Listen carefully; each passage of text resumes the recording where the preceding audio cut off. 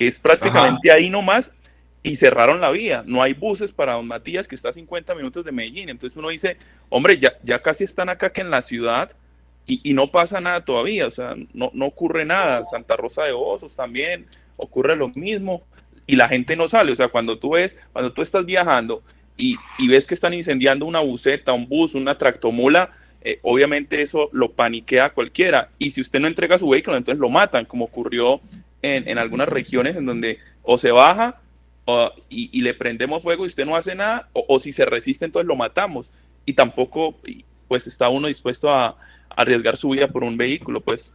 Aquí, no sé quién envió este chat, dice, pero cuando se apoya a un intelectual es más importante que cuando se apoya a una hegemonía corrupta y narco paramilitar. Indudablemente, sí, sí, sí. Yo insisto, no estoy haciendo aseveraciones de acción, sino aseveraciones de entendimiento, ¿sí? Indudablemente. Entonces, sí, claro que yo apuntaría a un intelectual en la medida en que un intelectual no sea un intelectual libresco, sino un intelectual docente, o sea, alguien que intente entender el mundo de lo que hay. Ahí es donde hay otros partidos políticos que nos venden acá en Colombia la famosa seguridad, pero vemos cómo funciona esa seguridad, que definitivamente no la tenemos en otros términos, es una seguridad imaginaria, ¿sí? Claro. Entonces entran de una vez ahora con los discursos de que, ve, si ustedes votan por determinado candidato, esto va a ser peor, que no sé qué, pero si votan en cambio por nosotros sí le vamos a brindar una buena seguridad, nosotros sí no vamos a permitir que grupos subversivos paren el país por 4 días y demás. Entran entonces la manipulación y lastimosamente tenemos unos medios de comunicación que también empiezan a incendiar a través de redes sociales, de falacias argumentativas y demás, y entonces nos sacan a votar a partir del miedo. Y es allí donde entonces la educación entra a jugar un papel fundamental para crear pensamiento crítico, para empezar a discernir entre estos discursos, esta politización que hay entre unos candidatos y demás, y empezar a hablar realmente con lo que hay detrás de todo este tipo de discursos, que es lo único que intentan es definitivamente frenar a la posibilidad que de pronto tenemos para que haya un cambio real dentro de este país. Pues estamos a 20 días de las elecciones y con una buena posibilidad Ah, sí. de una alternativa democrática en el país. Entonces es instaurar, maestro, la política del miedo y aterrorizar a la población para que en esos tiempos deje de hacer campaña y seguramente impedir que el día 29 se salgan las elecciones. Creo que también es otro asunto adicional. Sí. Desde que empezaste a hablar y a partir de lo que manifestabas, así como también ratificándolo con algunos a través del chat y las palabras de Luis, eh, independientemente de que nosotros no tenemos esa tamaña gravedad digamos, de una situación tan pública y corporalmente peligrosa, uno, creo que van a compartir conmigo, tiene la sensación a veces de estar cautivo en determinadas condiciones dentro de su propio país, ¿no? Lo cual es muy, muy triste. Nosotros en la Argentina no tenemos esa violencia pública, todo está mucho más atomizado, más, podríamos decir, disperso, si bien hay algunas ciudades que tienen mucha presencia ya de ciertos grupos vinculados al narcotráfico, como es el caso de Rosario. Hasta ahora todo es siempre un ajuste de cuenta entre bandas menores, entre comillas, menores y mayores, ¿no? No sé, menor o mayores de acuerdo a con qué uno lo compara, indudablemente, ¿no? Pero ese sería otro gran tema también para charlar, el hecho de cómo el narcotráfico, digamos, ha colaborado con una precarización de la intelectualidad argentina y cómo también el desenfoque de la educación y la pobreza económica fue también colaborando en relación a eso, ¿no? Pero, digamos, lo que quería señalar es el hecho de que en la Argentina estamos cautivos a veces de un discurso. Vos hablaste de la palabra falaz. La palabra falaz, falacia, hace referencia a un razonamiento inválido, digamos, ¿no? No tiene que ver con la verdad o la falsedad, sino con la invalidez. Y nosotros acá estamos siendo cautivos de ambas cosas. Por un lado, de razonamientos falaces y de juicios falsos. Tenemos lamentablemente una clase política que además es capitalina y además es capitalizante, digamos. O sea, la Argentina padece una centralización que no se puede sacudir absolutamente nunca. Incluso las gentes del interior que migran a lo capitalino se ven absorbidos por esa determinada mentalidad y tentadas por el encantamiento que Capital Federal genera. Y desde ya todo el interior se siente cautivo de esa hegemonía, ¿no? Por un lado de esa polaridad, y aprovecho a hacer análisis epistemológicos en ese sentido, ¿no? ¿Se acuerdan que yo les hablaba de que la modernidad era la que había instaurado un discurso muy sencillo, muy niño, digamos, muy básico, que es el discurso de la identidad y por lo tanto de la polaridad, y si hay polaridad hay automáticamente jerarquía, es decir, hay uno de los polos que domina sobre el otro de los polos. Claramente el polo capitalino en la Argentina domina al polo interior. El tema es que el polo interior no es un polo, sino interiores. Yo los otros días les decía a mis alumnos, el problema no es justamente que lo capitalino a nosotros nos interprete como la gente del interior, sino el problema es que la gente del interior se interpreta a sí mismo, se concibe a sí misma como gente del interior y por lo tanto según la identidad que le confiere el capitalino. ¿Se entiende lo que estoy diciendo? Es decir, ¿sí? ¿De acuerdo? A ver, lo digo en otros términos y en otro contexto porque se replica. No es grave que un ingeniero de repente juzgue equivocadamente a la gente de Bellas Artes y que juzgue al arte como una actividad inútil. Bueno, al fin y al cabo el ingeniero tiene una formación cientificista. Es bastante natural que un ingeniero no se asome al arte y que cuando se asome juzgue mal, digamos, lo que el arte es o la potencialidad que el arte tiene. Es natural, o sea, no tiene que ver con que sea, digamos, fulano o mengano, sino con que, digamos, la formación de ingeniería está enfocada de esa manera. Yo le llamo eso una especie de vicio de base, de vicio de origen, ¿no? Es un poco natural eso. El problema no está entonces en que un ingeniero juzgue mal a alguien del arte, sino el problema está en que alguien del arte se interprete a sí mismo desde la mirada del ingeniero. Entonces, nos autoinfligimos una identidad que no tenemos. El interior argentino y la Argentina en general es un país de alto grado de diversidad. Entonces, yo a veces digo, sería lo justo pensar al interior como interiores. Es decir, el interior no es, digamos, singular y no es uno, sino que es plural y es diverso. ¿De acuerdo? Existen interiores. Como a ustedes les debe pasar, no es lo mismo la gente de Santa Marta que la gente de qué sé yo, de Medellín, por mencionar algo con la gente de Bogotá, y a todo el mundo le pasa eso. Fíjense cómo Europa en ese sentido ha aprendido, debiéramos aprender nosotros de Europa, esa segunda lección que aprende Europa después de la Segunda Guerra Mundial. Europa empieza a admitir la diversidad como una potencialidad. Y entonces, más allá de las dificultades que hay, digamos, tenemos una Francia que todo el tiempo se ve, digamos, inherida por migraciones, y lo mismo pasa con Alemania, y también con España, y también con Italia.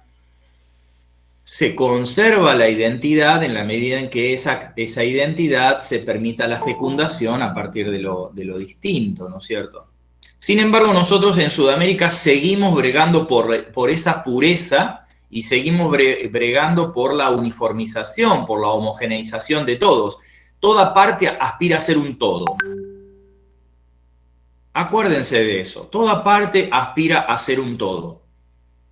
No me interesa, o sea, sería como si yo aspirara a a que ustedes devengan lo que yo soy. Es que está buenísimo así, que no lo sean.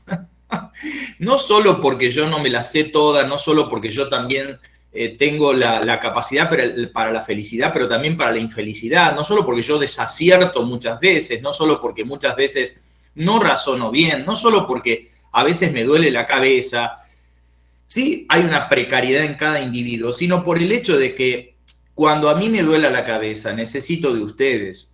Si todos nos homogeneizamos, cuando un individuo de la homogeneidad se equivoca la totalidad. Miren, ¿saben por qué el Imperio Azteca fue conquistado por Hernán Cortés? Por varias cuestiones, entre otras cosas, por el manejo de la lengua nativa que tuvo Cortés y por el desmanejo que tuvo de la lengua española por parte de los aztecas. O sea, el manejo de la lengua fue acceso a una información privilegiada, o sea que la Malinche juega un rol sumamente importante, ¿sí? ¿Se dan cuenta? O sea, hay una cuestión lingüística y no de un poderío tecnológico, sino una cuestión lingüística y por lo tanto cognitiva, es decir, la batalla la gana Cortés cognitivamente, no la gana físicamente, ni siquiera tecnológicamente. Ustedes dirán, bueno, pero los españoles tenían armas de fuego. Chicos, eran 200. Las armas de fuego no eran las automáticas que hay ahora, eran armas que no funcionaban, que estaba mojada la pólvora, que no había un conocimiento del terreno, contra un imperio que era militar. Los aztecas eran militares, era un imperio militar, por lo tanto, lo podrían haber masacrado. Pero ¿cuál es la debilidad? La debilidad del imperio. El imperio tiene la debilidad de que, como en una colmena de abejas, cuando vos controlás la reina, controlás las obreras. Cuando Cortés controló a Moctezuma, controló a todo el imperio. Controló a todos los aztecas. ¿Se dan cuenta por qué es tan importante la educación y pensar? ¿Por qué es tan importante la diversidad? Porque si en vez de ser un imperio, los aztecas hubiesen sido una democracia, indudablemente Cortés no habría tenido ninguna posibilidad. Ninguna posibilidad. Porque se habrían manejado lecturas de lo que Cortés era, que habrían acertado mucho más rápidamente y esos 200 españoles habrían sido aniquilados, encarcelados o conquistados en el sentido de decir, a ver, ustedes se van a quedar aquí, pero van a colaborar con nosotros, digamos, van a fecundar lo que es la democracia azteca. Entonces, es importante darse cuenta del valor que tiene la diversidad. Y también es importante darse cuenta de hasta qué punto esa suerte de propuesta, digamos, identitaria, esa propuesta no solo identitaria, sino pura, es, digamos, instituyente de la vulnerabilidad de los pueblos, ¿no? Colombia es muchas Colombias, debiera pronunciarse en plural. Chile es muchos Chiles y debiera pronunciarse en plural. Lo que pasa es que desde ya todos aquellos que se sienten los popes y los dueños de un lugar necesitan desde ya subordinar a todos los que están debajo, digamos, ¿no? Es una cuestión muchas veces de poder, pero también es una cuestión de percepción. Lo que es importante es darse cuenta de que ese poder, en el fondo, es un poder de alguna manera ineficaz. ¿En cuanto a qué ineficaz? En cuanto a que indudablemente hay muchas maneras de vivir y de, digamos, establecer relaciones, y puede haber relaciones de prestación. Pero miren qué frase maravillosa de San Agustín. San Agustín dice, solo tenemos lo que nos han regalado. Y tanto todos ustedes como docentes que son, ustedes pagan al fisco, tributan al Estado, pero solo regalan a sus alumnos. ¿Sí? O sea, están condenados, está bien que uno podría decir, a ellos no les interesa. Es verdad, no les interesa, pero están condenados a tener siempre solo una parte de ustedes, porque la libertad, a partir de la cual ustedes regalan, es una libertad que no se las puede quitar absolutamente nadie. Una libertad que no se las puede quitar absolutamente nadie. Pero no me quiero ir del tema. Mencioné la Argentina, mencioné la identidad dominante, que es la identidad capitalina, y cómo tanto los capitalinos como la gente del interior en la Argentina se suele concebir desde la mirada capitalina, ¿no? Si nosotros nos animáramos a pensar a la Argentina como una diversidad de interiores, dentro de la cual Capital Federal fuera también uno de los interiores, ¿sí? La diversidad o la descentralización no es el corrimiento de las partes respecto del centro. La diversidad o la descentralización es entender que cada parte es un centro. Cada parte es un centro. Entonces, si nosotros entendiéramos que cada parte es un centro, dejaríamos de combatirnos y habilitaríamos indudablemente una relación fecunda, porque tengan en cuenta que para generar un tercero, los dos que se relacionan tienen que ser distintos. Para que nazca un niño tiene que haber dos ADNs distintos. Para que nazca un tercero que no es ni A ni B, digamos, ni papá ni mamá. ¿Sí? Entonces, eso que se da en el plano biológico también se da en el plano espiritual. La vida y el espíritu, en ese sentido, proceden de la misma manera. Todavía tenemos esa matriz en la cual, digamos, tenemos que, que alienta la expectativa de que la parte se transforme en un todo dominante a partir del cual todas las otras partes se subordinen a ese nuevo todo o a esa nueva totalidad. Cuando una parte, digamos, absorbe a las otras partes, eso es el totalitarismo, digamos, ¿no? Eso es un totalitarismo que se puede vivir incluso bajo condiciones llamadas lingüísticamente o sígnicamente democráticas. ¿Sí? Es importante darse cuenta de eso, es decir, no porque cambiemos las palabras. Ayer estuve hablando con mis alumnos de estética justamente esa cuestión. No por el cambio de la palabra nosotros movemos la realidad o cambiamos las significaciones. Entonces, tenemos una democracia, pero de alguna manera no la ejercemos como el mundo del reconocimiento y de las relaciones entre los diversos. ¿Sí? Todavía tenemos una caracterización de la democracia como el gobierno del pueblo, pero ese pueblo, digamos, son unos pocos. El gobierno del pueblo. Es como que estamos repitiendo la democracia en Grecia, porque la democracia ideológicamente nace en Grecia. Y claro, demócratos, digamos, es el gobierno del pueblo, pero el pueblo en Grecia es el pueblo libre, es decir, los hombres libres. Y esos hombres libres son incluso hasta varones libres, porque de alguna manera la esposa no es libre, el esclavo no es libre, la hétera no es libre, los parásitos no son libres, que son las distintas otras clases sociales que componen, digamos, a Grecia.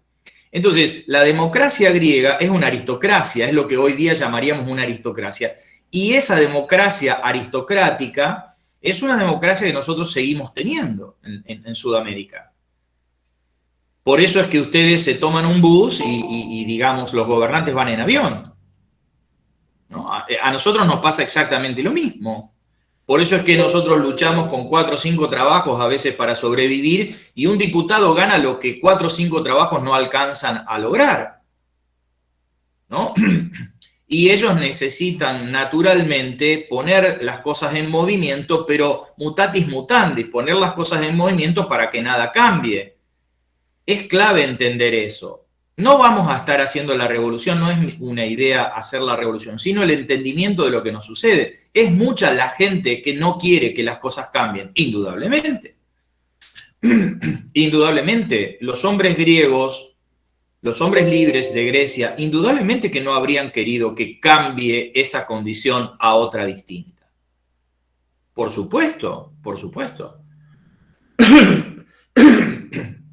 Simplemente menciono esto para que nos demos cuenta hasta qué punto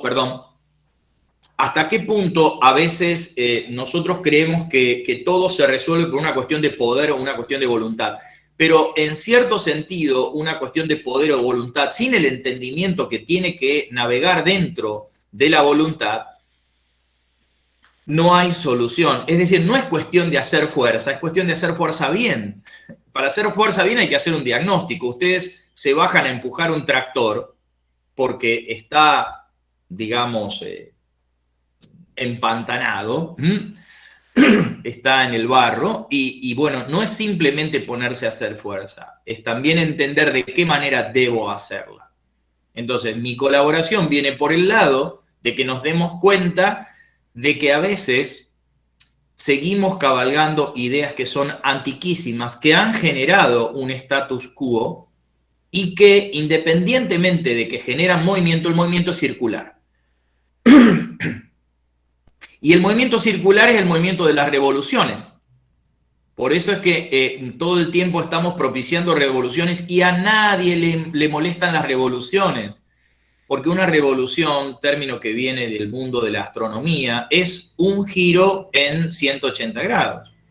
Es decir, la revolución restituye al otro, pero en realidad el otro es simplemente un polo. Por lo tanto, cuando haya una contrarrevolución, volvemos a la misma polaridad. O sea, manda el 1 y luego manda el 0. Es importante que nos demos cuenta que la diversidad es entender que no solo existe el 1 y el 0, sino el si bemol. ¿Sí? Un segundito.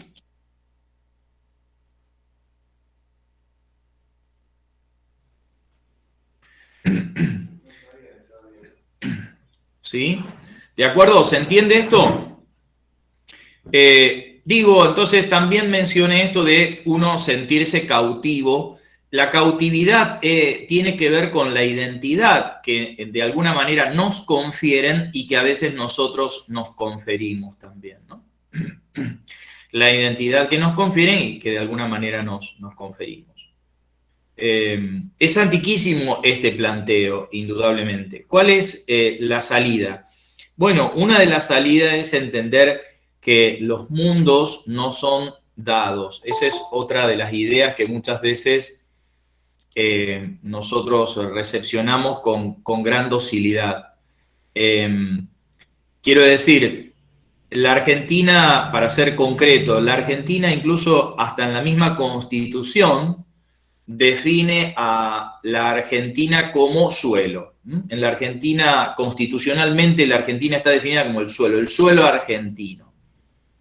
Y yo a veces digo que esa metáfora de pensar a la Argentina como suelo, como territorio, a nosotros de alguna manera nos condena, porque imagínense que somos un país aluvional y en tanto país muy fuertemente basado en migraciones, a ese territorio, a ese suelo, rápida y prontamente hay que ocuparlo porque si no lo ocupan otros.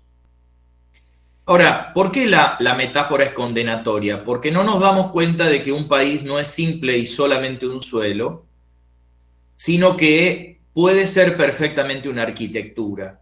¿Qué significa puede ser una arquitectura? Que nosotros podemos a ese suelo ir modificándolo y construyendo sobre él una arquitectura que da lugar para muchos otros, que da espacio para más.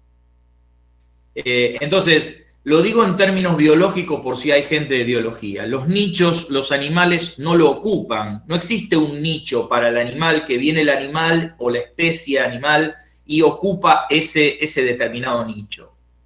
El nicho, el animal lo construye, ¿sí? El animal construye el hábitat. Y nosotros a veces no somos capaces de construir un hábitat porque pensamos que el hábitat es de alguna manera una herencia inamovible, una donación, digamos, inmodificable. Entonces, ¿qué es lo que yo reclamaría? Estuve el día... ¿Cuándo fue? Que fui el jueves. El jueves estuve en la Facultad de Ingeniería Agronómica y estuvimos en unas jornadas sobre agroecología. Y entonces yo planteaba que es necesario para el desarrollo de la individualidad una contextualidad, un ambiente, para utilizar un término de Winnicott, por si hay un psicólogo, digamos, Winnicott dice un ambiente facilitador, ¿no? Es imposible, dice Winnicott, que exista el desarrollo de un individuo si no hay un ambiente suficientemente maduro o suficientemente sano.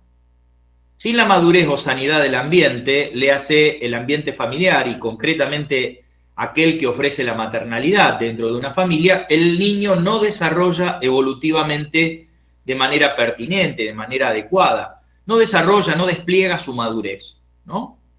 Lo mismo pasa a cualquier emprendimiento. Lo mismo ocurre con cualquier tipo de emprendimiento. Entonces, una propuesta, una producción agroecológica reclama una contextualidad, le hace el Estado, le hace el mundo financiero, le hace el mundo económico, le hace los vecinos, le hace el Estado municipal, provincial y nacional, ¿sí? Le hace el aporte tecnológico suficientemente bueno. ¿Qué sería lo suficientemente bueno? Miren, suficientemente bueno es, aunque sea que te den permiso de ser. No es poca cosa. Uno de los vicios más fuertes y, podríamos decir, perniciosos que hay en la Argentina es que no importa lo que hagas, lo importante es que no hagas. ¿Sí? Porque si vos haces, corres a todo el mundo de la confortabilidad en la que está, del lugar en el que está, y hay mucha gente que está completamente confortada. Entonces, el esfuerzo que hay que hacer, ya no para hacer algo, sino para hacer, es realmente descomunal. Esta es una de las tristezas más grandes que tiene este país, que se construyó con proyectos, con sueños, con energía, con dedicación, con trabajo, y hoy día es un país absolutamente abúlico, con sobrepeso, digamos, arrastrando y plegándose a condiciones naturales que alguna vez explotarán, en definitiva. Se está sangrando el campo, todo el mundo está viviendo de alguna manera de la teta de la naturaleza, sin inventar mundos paralelos para salir a ofrecerlos al mundo entero, en lo que fuere, en definitiva, ¿no? Entonces, es importante entender, tener una percepción estética de que el mundo ni es plano ni es curvo. ¿Sí? Fíjense que los planetaristas y los globalistas, ambos consideran que la Tierra es una superficie, y creo que ambos se equivocan. Pregúntenle a una planta y la planta le dirá que la Tierra de ninguna manera es una superficie, sino, en todo caso, una arquitectura que puede ser recorrida. Pensemos en las flores, en las hojas, pensemos en el tronco y pensemos en las raíces. O sea, es importante que nos demos cuenta de que cualquier lugar puede ser un epicentro para ser habitado, pero para eso tenemos que tener la posibilidad de hacer. Ahora, si nos matan la posibilidad de hacer, están matando a las personas. Por eso digo que estamos, los otros días no me acuerdo quién decía, estamos como zombies. Me parece, le digo, una metáfora perfecta, porque cierro con esta idea. A veces suelo decir que en la Argentina hay 3 clases de ciudadanos hoy día. Están los que están en la Argentina, están los que se fueron de Argentina y los que están en la Argentina pero idos. Los que están pero idos. El que está pero está ido dentro de su propio territorio es de alguna manera un zombie, es decir, alguien a quien no se le permite una vida existente, es decir, no se le permite desplegarse. Y por lo tanto, cuando una persona no se despliega, no crea, no inventa, no hace hábitat. ¿Sí? Entonces, fíjense cómo se dan luchas, cómo se soluciona la lucha. Creando lo tercero. Porque se está luchando, los que luchan siempre luchan por algo en común. Los enemigos tienen que parecerse. Los enemigos tienen que parecerse. El racionalismo y el empirismo, líneas epistemológicas y nociológicas de la Europa de los siglos XV, XVI, XVII, y de ahí a esta parte, como enemigos tienen cosas en común. Karl Popper y el Círculo de Viena. Karl Popper, el racionalismo crítico, el Círculo de Viena, el positivismo lógico. El racionalismo crítico, el positivismo lógico, ustedes encuentran grandes diferencias, pero si ustedes las buscan van a encontrar grandes concordancias.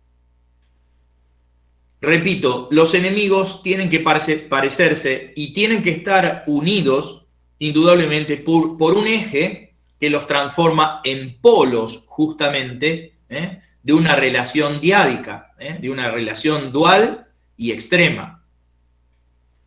Entonces, ¿cómo se disuelven los enemigos? inventando una tercera opción. Inventando una tercera opción. Yo tengo un niño muy chiquitito, porque el rugby en ese sentido tiene un cierto beneficio, ¿no? Un niño muy chiquitito y tengo un niño muy alto y tengo un niño muy gordo. Bueno, el niño chiquitito no puede boxear, el niño alto puede jugar al básquet, pero digamos, no puede hacer fuerza más allá de lo que su estructura le permite. El niño gordo no, entre comillas, no podría hacer demasiadas cosas. Cuando yo cambio la regla, ¿sí? O sea, hay 3 deportes para los cuales cada uno de esos niños no puede practicar. Ahora, hay un deporte que es incluyente de toda esa diversidad, el rugby. Tenés un primera línea, un segunda línea y tenés un medio scrum. Solo lo digo, no por el deporte, lo digo para que nos demos cuenta de que los diversos se pueden incluir en la medida en que cambiemos la regla. Es decir, esa regla invisible que antes polarizaba a los individuos, si nosotros creamos algo nuevo, todo el mundo en su diversidad queda incluido. Pero tienen que darse cuenta que lo que hay que cambiar es la lógica, es decir, lo invisible, es decir, la regla. Si nosotros tenemos boxeo, básquet y pesas, bueno, el flaquito no podía hacer pesas, el alto, ¿sí? Bueno, perfecto, siempre alguien queda excluido. Si cambiamos la regla, incluimos a todos. Cambiamos la regla. Entonces, si nosotros nos mantenemos en esa lógica, siglos y siglos estaremos los unos arriba, los otros abajo, los unos arriba, los otros abajo. Es más, se van a dar cuenta en un momento determinado los que están arriba y abajo, que es simplemente una cuestión de tiempo que en algún momento les va a tocar a ellos. Y por lo tanto, mientras hay los unos que están arriba y otros que están abajo, los que están abajo dicen, bueno, en algún momento nos tocará. Entonces se hace un mundo de A y no A, pero ustedes que son si bemol quedan siempre como convidados de piedra. Es lo que yo llamo la exclusión de los terceros. Es decir, ¿no tienen ustedes acaso la sensación de que suba que quien suba las cosas no cambian para ustedes?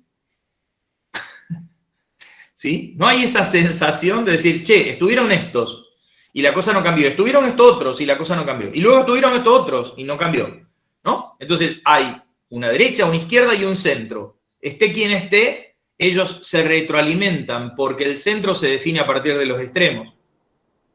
Entonces se genera un circuito que se retroalimenta a sí mismo y ustedes siguen dando clases sin tiza, sin marcadores, sin los pizarrones adecuados, sin los salarios que corresponden, etc. Y ustedes dicen, la verdad, esto tiene mucho movimiento Colombia, pero no cambia. Tiene mucho movimiento Argentina, pero no cambia.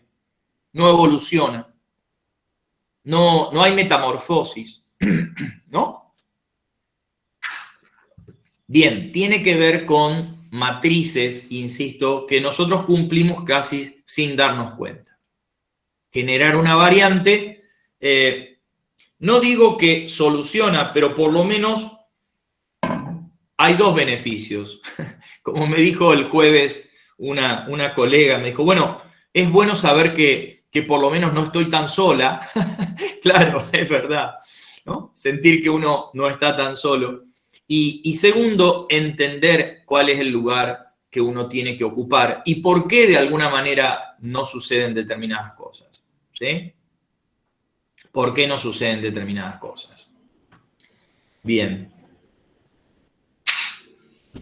Así que acuérdense de esto de, están los que están en el país, están los que no están en el país y están los que están en el país pero idos. Sí. Como si no estuvieran en el país. Esa es la razón profunda por la cual en la Argentina la gente ahorra en dólares. ¿Qué es ahorrar en dólares filosóficamente? Ahorrar en dólares es de alguna manera ahorrar en una economía ajena a la Argentina. Estoy en la Argentina, pero en un sentido no quiero estar en la Argentina y entonces ahorro en una moneda que es extranjera, que es mucho más confiable que lo que la Argentina me ofrece. Por eso tenemos una tradición de ahorro en dólares. Filosóficamente es eso. Cuando hay alguien que compra dólares, de alguna manera está comprando aquello a lo cual querría pertenecer. ¿Querría pertenecer a qué? A la estabilidad, a eso. A la previsibilidad, a eso. ¿Sí? ¿De acuerdo? Ven cómo filosóficamente se pueden analizar ciertas cosas sin el frenesí descomunal de decir, ay, ¿por qué esto tiene razón? Ay, ¿por qué esto tiene razón? ¿No? Hay un texto que se los recomiendo de Michel Serret. Ahora les...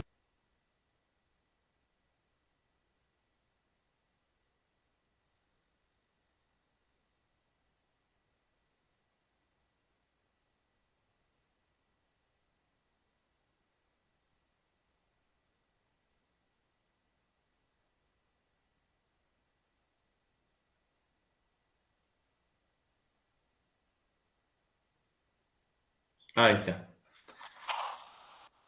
Ahí se los puse en el chat. Michel Serret, El contrato natural. Te lo recomiendo. Ese texto es un filósofo francés que falleció hace no mucho tiempo.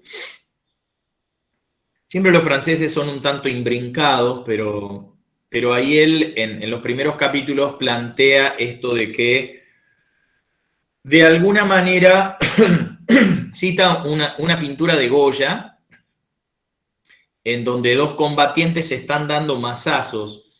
De hecho, creo que la pintura se llama Los Combatientes.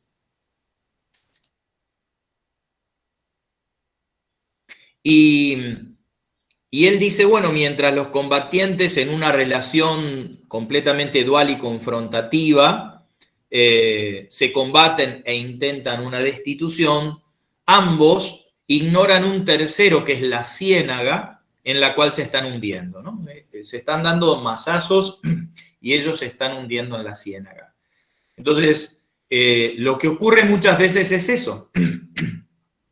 Estamos peleándonos, digamos, sobre Argentina o nos peleamos sobre Colombia y de alguna manera nos estamos hundiendo, o sea, estamos empobreciendo algo que podría ser la plataforma para inventar mundos y vivir juntos en la maravillosa diversidad de un mercado. La vida tenemos que transformarla en un mercado.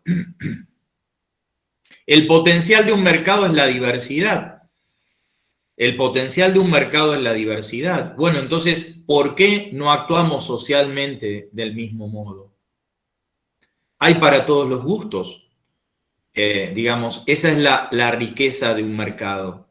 Entonces, podríamos transformar la educación, los sistemas educativos y las propuestas educativas en un mercado también.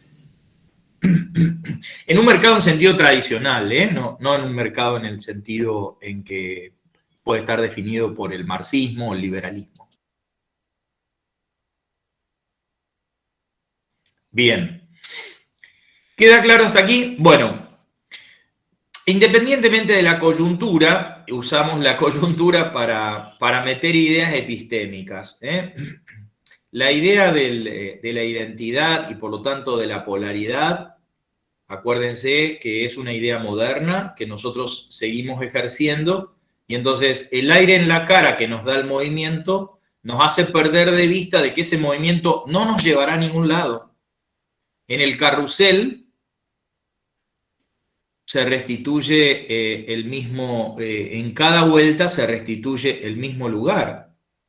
Y entonces creemos que hay una fatalidad. La fatalidad no es otra cosa que un procedimiento que no cambia, como dice Einstein, ¿no? ¿Qué nos hace pensar que repitiendo el mismo procedimiento vamos a obtener distintos resultados? Tiene que ver con eso. Nosotros en Sudamérica muchas veces repetimos el mismo procedimiento. ¿No? Ahora, ¿por qué se repite ese procedimiento? Sí, claro que se repite porque, digamos, hay una intención de continuidad, hay una inercia, indudablemente, en favor de ese determinado proceder. Y hay una gran temerosidad hacia el salto en vacío, que implica ¿qué? Una creación. Una creación es, en términos epistemológicos, una inadecuación. Es decir, todos los inventores, todos los que han inventado nuevas ideas, resultaron justamente disonantes respecto del status quo y lo han pagado o con soledad o lo han pagado incluso con la vida. Desde Sócrates, pasando por Cristo, pasando por Freud, Galileo, Giordano Bruno, etcétera, etcétera, etcétera, ¿no? ¿De acuerdo? Tengan en cuenta que esa idea es vanguardia, esa vanguardia es indudablemente un acto creativo, y un acto creativo rompe con la lógica tradicional en cuanto a que un acto creativo no tiene un fundamento. Justamente podríamos decir que creativo es lo que no tiene un fundamento, en el sentido en que un fundamento es aquello que genera la posibilidad de la obra. Sea más claro, profesor. A ver, lo digo en términos lógicos. El fundamento del 4, por ejemplo, puede ser 2 más 2. ¿Por qué 2 más 2 es el fundamento de 4? Porque si tengo 2 más 2, estoy obligado, claramente, al 4. 2 más 2 es 4. 3 más 1 es 4.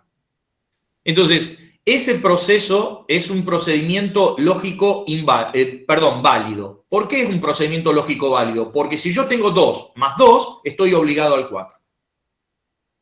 Pero si yo digo 2 más 2, si bemol, el si bemol no se sostiene en el 2 más 2 igual a 4.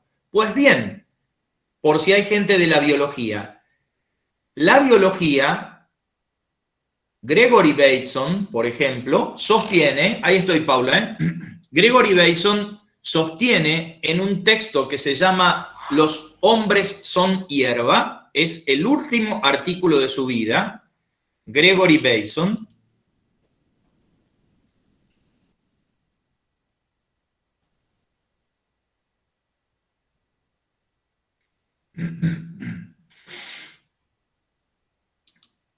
Dice, la vida, miren qué maravilla, dice, la vida procede de manera lógicamente inválida. Yo mismo procedo como los niños, más que a través de un argumento lógico, por ejemplo, deductivo, procedo metafóricamente. Entonces, el acto creativo es un acto insustento, infundado. El acto creativo muchas veces procede de manera inválida. Por ejemplo, dice, los hombres mueren, las hierbas mueren, los hombres son hierba. Uno dice, no, este tipo está razonando mal. Pues bien, los actos creativos tienen esa característica. Generan a posteriori un fundamento, pero ellos no tienen fundamento. ¿Sí? No tienen fundamento. Qué interesante eso. Entonces, largarse a crear mundos que resultan habitables. ¿Sí? Mencionamos la comida peruana los otros días. Es decir, es una comida habitable. ¿Cuál es el fundamento? Probablemente una eventualidad. ¿Por qué pervive? Por la sustentabilidad que eso tiene. ¿Sí? Porque eso se sustenta a sí mismo. Porque eso se transforma en deseable. Y quiero habitarlo y quiero que me habite. Entonces, es importante poner en claro que no todo surge del ámbito, digamos, del circuito confiable, de esa circunvalar que nos lleva y nos reconduce siempre al mismo lugar. Sí, Paula, te escucho.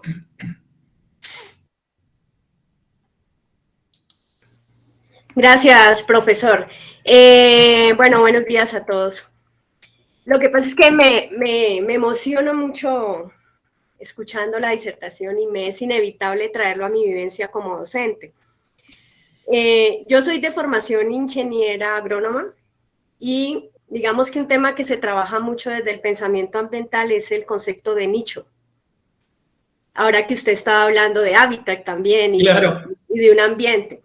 Y pues el nicho es la función, ¿no? La función que cumple el ser vivo en el ecosistema. Claro. ahí estamos perdidos como seres humanos, un poco confundidos, como cuál es nuestra función en medio de la naturaleza, pero hablo de la naturaleza dentro de sus flujos de materia, de energía, eso que genera la vida. Y pensando en mi vivencia como docente y en lo que tú decías ahora de cómo sería una escuela como un mercado, o cómo sería una escuela diversa en el ser, también venía a mi mente que hablábamos en estas disertaciones de medio ambiente, el peligro de la adaptación, pero no la adaptación de nosotros como seres humanos, sino de la vida del planeta y del ecosistema a nuestra intervención. Y que a lo mejor él iba a seguir siempre, porque la vida fluye, se autorregula dentro de sus leyes, y a lo mejor nosotros tendríamos que pagar un precio muy alto. Entonces pensaba eso en mis niños y tuve una vivencia que quiero compartirles, y es de un niño de primaria, para que tengan un poco de idea, primero de primaria, que tenía un contexto, una familia disfuncional, un contexto social muy, muy difícil, y alguna vez empezó a faltar a clases, y pues dentro del protocolo institucional, citar a padres de familia, nadie respondía. Como 15 días después llegó la abuela del niño, una abuela muy maltratada físicamente, en el sentido de estar muy enfermita. Me condolió mucho verla, me conmovió mucho, o sea, incluso le pregunté quién se atreve a llamarla en esas condiciones. Y pues era yo la docente que la estaba llamando, preguntándole por el niño. Y así les resumo la historia. En pocas palabras, este niño pues tiene a sus padres fuera del país. El uno está en Chile, el otro está no sé en dónde. Y quedó a cargo de sus abuelos. Pero sus abuelos están muy, muy dolidos, muy enfermos, y digamos que no tienen la capacidad de atenderlo como niño. Claro. Ok, entramos en un proceso de investigación y les cuento que el niño había buscado trabajo a las 3 de la mañana pelando gallinas. Cuando hacemos todo el proceso, cuando hago todo el proceso de indagación, es increíble cómo él se ha adaptado a su vida para hacerla funcional para él. Claro. Entonces me dice, profe, yo no voy a la escuela porque estoy trabajando. Es que mi trabajo es a las 3 de la madrugada y entonces salgo a las 6 y vengo a dormir. Y cuando me levanto ya es tarde para ir a la escuela. ¿Por qué trabajas? Porque necesito un poquito de dinero para traerme la lonchera, para comprarme lo que quiera, para pagarle a los compañeros para que me hagan la tarea. Y todo esto lejos del conocimiento de la escuela y de sus abuelos. Claro. ¿Qué piensas tú? Que la familia es irresponsable, que este niño está loco, pero yo lo veía él ejerciendo su poder de ser, claro, y simplemente adaptándose a estas circunstancias. Sí. Y podríamos aquí tener cuánta energía. No, era de locos. Y ya había repetido un primero, entonces yo decía, por Dios, a lo mejor no nos damos cuenta como sociedad hacia dónde nos estamos empujando. Claro. Y cuál es la responsabilidad de la escuela, desde la educación, en situaciones como estas. Porque del protocolo es falta, indisciplina, no cumple tareas, llame a los padres, no vienen los padres. O sea, desde el protocolo institucional no hay que hacer, es un caso perdido, por decirlo. Claro. Pero si entramos allá, al centro de la historia, pues lo que estamos viendo a este chico es explotando en recursos creativos para hacer y para vivir la vida que tiene a su alcance. Claro, Paula. Lo traigo a colación con lo que usted comenta, profe. No, está bien, es perfectamente compatible. Justamente yo en estas jornadas que hicimos en la Facultad de Ingeniería Agronómica aquí en Zavalla, muy cerca de donde yo vivo, está entre Casilda, yo vivo en Casilda y en Rosario, digamos. Y entre Casilda y Rosario está esta ciudad de Zavalla. Tiene un predio que se llama el Parque Villarino. Incluso, Paula, a lo mejor si podés entrar, ya que sos de Ingeniería Agronómica, bueno, te esperamos por aquí algún día, te puedo llevar al Parque Villarino para que lo conozcas. cuando vengan se pueden hacer un viaje podemos, ¿por qué no?, pautarlo si hay alguien que le interesa. Y vienen en noviembre.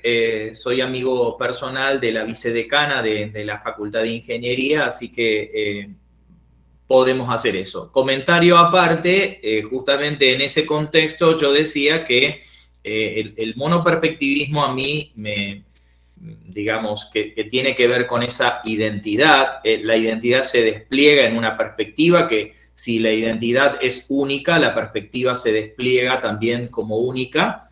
Y esa perspectiva se materializa a veces en un proyecto, en un programa, en una planificación.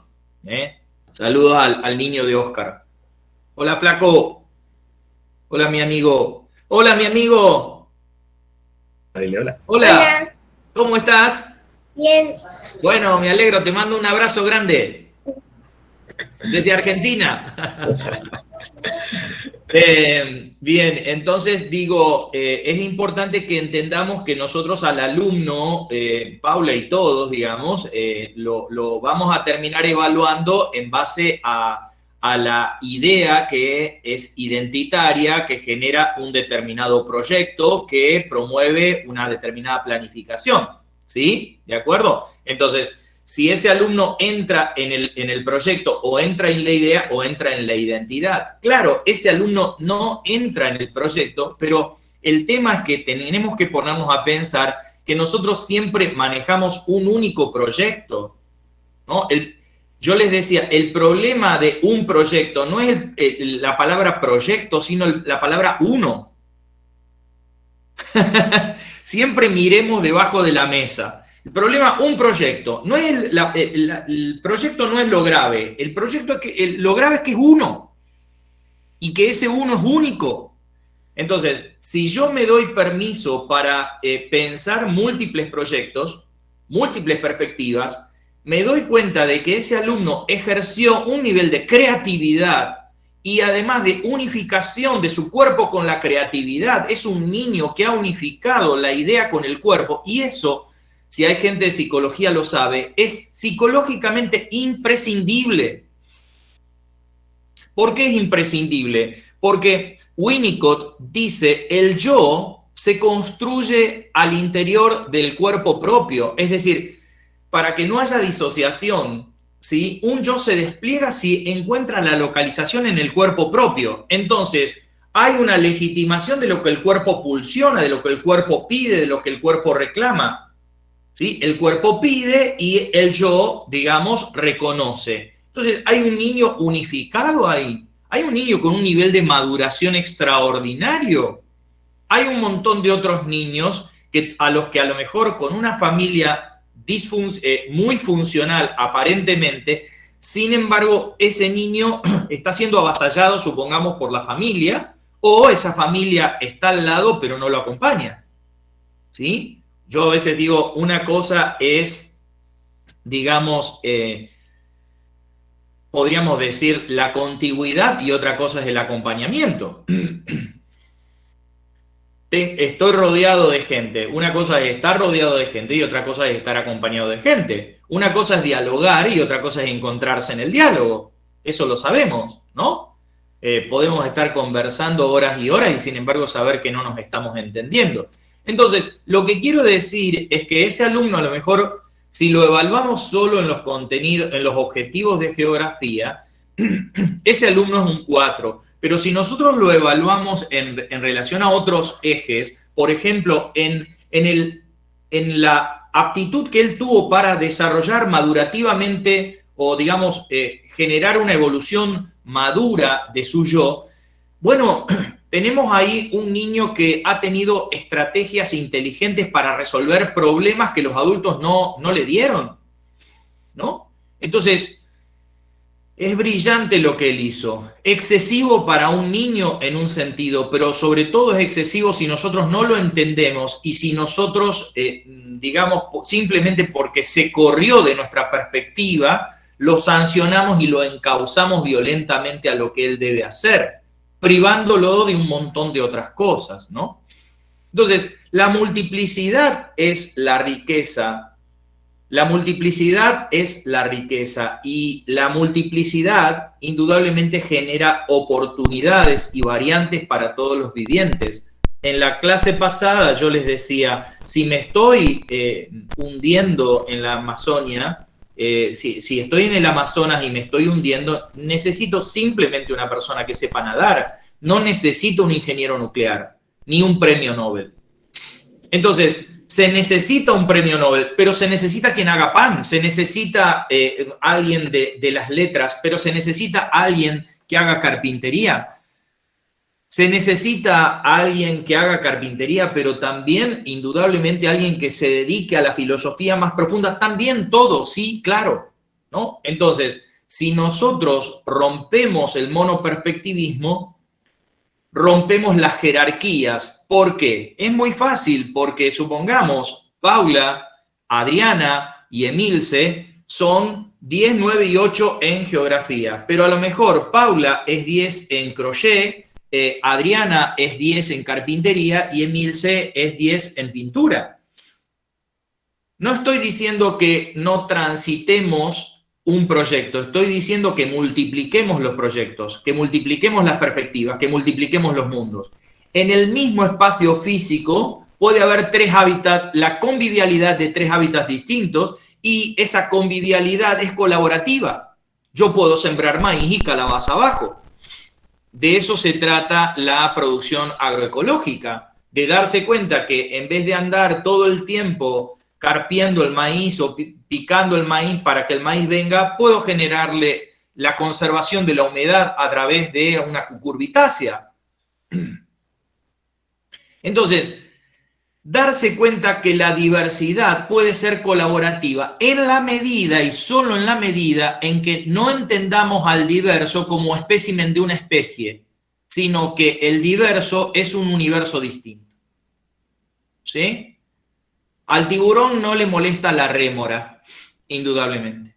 Darnos cuenta de que no nos molestaría el COVID, incluso si nosotros no hubiésemos tratado todo el tiempo de expulsar de nuestro organismo, considerándolo puro, todas las bacterias y virus que lo cohabitan. Es decir, si nosotros hubiéramos tenido una bioquímica o una química que se vinculara con nuestra propia bioquímica muy fuertemente colaborativa, probablemente nosotros para el COVID habríamos desarrollado el anticuerpo. Porque todo lo que está en la Tierra lo que quiere hacer es vivir, no matar al otro. Si mato al otro, dejo de vivir yo. Un pueblo que subordina al otro, los aztecas, ¿qué hacían? Conquistaban a sus pueblos periféricos. Pero cuidado, no hay que aniquilarlo, porque si lo aniquilás tenés que trabajar vos. Aniquilar implica que tenés que hacerte cargo de la tierra. Entonces, una cosa es subordinar, pero otra cosa es aniquilar. Ningún parásito desea que el huésped, el hospedario muera, si no, muere él. Entonces, es importante entender la convivialidad, la colaboración posible y la fecundación posible que puede generar solo el hecho de que cada uno se mantenga en su identidad.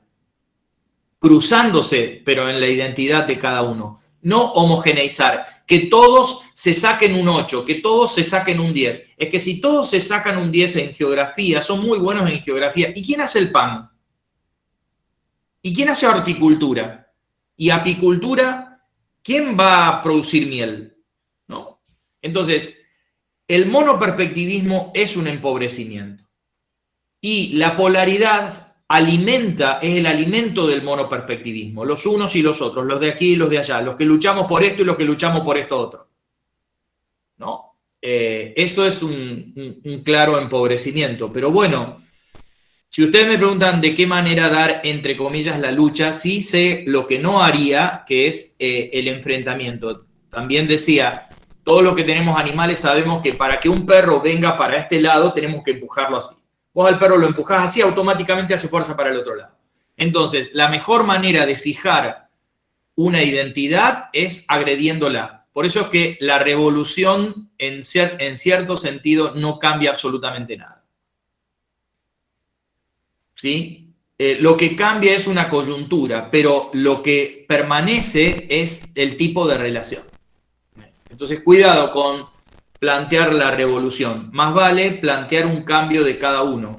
Los budistas dicen, el revolucionario es un pobre hombre que quiere cambiar el mundo porque no se anima a cambiar él. ¿Sí? Entonces, cuando vos cambiás, encontrás a una determinada situación un determinado nicho. Pero el nicho se inventa en el sentido de que el animal proactivamente lo construye, encuentra un nicho y lo ocupa. Insisto, el nicho no es el patio. El nicho no es el patio. Dentro de un mismo patio hay 3 hábitats completamente distintos y conviven los pájaros, mi perro y los cangrejos, supongamos. Y a lo sumo mi perro de tanto en tanto pisa uno, nada más, es un accidente. Pero digamos, mi perro no está interesado ni en los pájaros, ni está interesado en las hormigas. ¿Sí? Entonces, tenemos que darnos cuenta de que puede haber una convivialidad. El yerro está en que todos nos consideramos de la misma especie. Todos nos consideramos perros, entonces nos estamos peleando como si todos fuéramos perros, y no somos todos perros. ¿Sí? Si todos somos perros, y claro, sí nos vamos a terminar peleando y sacando los ojos, pero no somos perros, podemos ser de muchas maneras. ¿Sí? La multiplicación de los mundos, de los mundos. Bien. También ese monoperspectivismo alimenta la separación, ¿no? O sea, de alguna manera. Por supuesto, porque el monoperspectivismo hace que vos hagas una evaluación y que esa evaluación sea una jerarquización. Mayra se sacó un 10, vos te sacaste un 9, Alejandro se sacó un 8, y hay uno que se sacó un 2, o sea que no llegó, y por lo tanto, digamos, ese quedó fuera, ¿no? Genera siempre una polaridad. Si yo tengo, voy a dar un ejemplo que muchas veces como director de escuela yo lo aplicaba. Cuando uno tiene determinados docentes en la escuela, desde ya convoca diversidad. Hay gente que es muy sociable y hay gente que no es tan sociable. Bueno, me quedan 2 caminos. Uno, a los que son sociables los hago antisociales, o al que es antisocial lo hago sociable. Todo por la fuerza, ¿sí? O si no, bueno, supongamos que tomo al que es sociable y lo dedico a un determinado proyecto de sociabilidad, como puede ser una actividad campamentil, un viaje con los alumnos, en donde él tiene que trabajar en equipo con otros docentes, y aquel que de alguna manera no es tan sociable, lo pongo a pintar solo la pared del baño. Ambas cosas yo necesitaba, el viaje y la actividad campamentil, y también necesitaba pintar el baño. Entonces, lo que quiero decir es que no existe una virtud o un defecto, sino en relación a una determinada idealidad. Y que si yo cambio la idealidad, lo que es un defecto puede pasar a ser una virtud. ¿Sí? Porque si yo ponía a esa persona que es sociable a pintar el baño, se iba a sentir incómoda. Y si yo enviaba a ese que puse a pintar el baño a la actividad campamentil, se iba a sentir incómoda. Entonces, es importante darse cuenta de que a los problemas se los puede resolver o a veces disolver. Esa idea de la disolución es muy pragmática. El pragmatismo en epistemología plantearía que yo puedo resolver un problema o puedo disolver un problema. Lo disuelvo cuando cambio la perspectiva. Cuando yo cambio la perspectiva teórica, puede que lo que es un problema sea una solución. Otro ejemplo, profesor. Supongamos que yo me levanto a la mañana y tengo que ir al trabajo y tengo que ir al trabajo con el auto. En realidad no es que tengo, es mi expectativa. La teoría es siempre una ausencia, algo que no está. Entonces yo digo, bueno, teóricamente me voy al trabajo en el auto.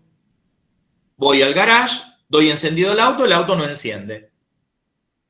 Me quedan 2 caminos. Resolverlo, digo, debe ser la batería, entonces abro el capó, cambio la batería. Eso es resolver el problema. O digo, qué bien, Candelero está bastante gordito. Me voy caminando al trabajo. ¿Qué cambié? La teoría, lo que antes que no arranque el auto era un problema, pasó a ser parte de la solución. Genial, no arrancó el auto, listo, me voy caminando, me viene bien incluso. Me oxigeno, camino, me distiendo, me entretengo. Bien. Entonces, es importante tener esa plasticidad para cambiar las teorías. Aún en las situaciones difíciles. Es difícil, sí, es difícil. Nosotros, lo que más cuesta, curiosamente, no hay cosa más rígida que nuestras propias creencias. Créanme, créanme, ¿no? De hecho, Ortega y Gasset, un pensador español, tiene un libro que se llama Ideas y Creencias. Fíjense si lo pueden conseguir. Y él dice, las ideas se tienen, en las creencias se está. Es verdad. Es muy difícil cambiar una creencia, cambiar una estructura, cambiar una valoración, cambiar un procedimiento, cambiar un concepto. Tanto los contenidos conceptuales, procedimentales como actitudinales, instalados como creencias en el ser humano, son muy difíciles de cambiar, indudablemente. Pero, presten atención a esto, el niño se las arregla para jugar incluso en tiempos de guerra. Más allá de que tampoco seamos tan bestiales, ¿no? O sea, lo doy como ejemplo, porque también esa guerra lo puede indudablemente avasallar. Pero no menos que lo que puede avasallarlo a veces un padre, con sus consignas absolutamente dictatoriales, totalitarias, perfectas, ideales, idénticas a sí mismas. Claro, a ver, ahí voy al cosa. A ver, primero voy a Luna, ¿no? Dice, a Sonia era, ¿no? Bueno, profe, entonces los fundamentos se relacionan con lo instituido y por eso la creatividad no los tiene. Indudablemente que el fundamento crea un mundo, ¿sí? El 4 crea el 2 más 2 o el 2 más 2 crea el 4, digamos, hay una consecuencia y los mundos tienden a autolegitimarse. Cualquier acto creativo es una fuga de ese mundo y por lo tanto hay una disonancia que no queda fundamentada con el mundo precedente. ¿De acuerdo? Resolver sería... Rocío, ay, mi vida. Le dije ya tantas... Ya no sé dónde anotarlo. Perdón, Rocío. Resolver sería intervenir en el hecho del problema. Claro, porque ese hecho está teorizado. ¿Sí? Ese hecho ya está teorizado. De acuerdo, yo tengo un hecho que está teorizado, yo no cambio la teoría, entonces tengo que resolverlo. Y ahora tengo un problema. Pero fíjense la importancia que tiene, digamos, la potencialidad que tiene el conocimiento. Por eso es que el cambio viene por la educación. El cambio viene por la educación. El cambio viene por la educación. Más falta de educación tenemos, más falta de distinción tenemos. Y nunca confundan, digamos, la simplicidad de aquel que ha sido complejo con la brutalidad de aquel que nunca se complejizó. ¿Sí? No es lo mismo un hombre simple. El hombre simple, el ser humano simple, la mujer simple, es aquella que ha encontrado la simpleza. La simpleza es fruto de una conquista y fruto de la complejización. La brutalidad es no haber detectado nunca la diferencia. Entonces, no es lo mismo el bruto que el simple. ¿Queda claro esto? ¿Sí? No es lo mismo el bruto que el simple. No nos equivoquemos en ese sentido, porque el bruto no distingue nada y el que no distingue atropella. El que no distingue violenta. ¿Sí? Si está Paula, ponemos a alguien en un almácigo, en una determinada siembra, y largamos a alguien que no distinga lo que es la maleza del cultivo, supongamos, desde ya pisará absolutamente todo, ¿no? Lo mismo hacemos con el niño, la importancia que tiene asomarse al mundo del niño, que no es necesariamente el mundo del adulto. Y sí, entonces, el docente está obligado a tener conocimientos no para formatear a sus alumnos, sino para reconocerlos. La primera etapa del conocimiento es diagnóstica. La primera etapa del conocimiento es diagnóstica, mientras que a nosotros del ministerio todo el tiempo nos hacen prognosis o proyectos, ¿sí? O sea, anticipan al diagnóstico, el proyecto, y todo proyecto sin diagnóstico es violento.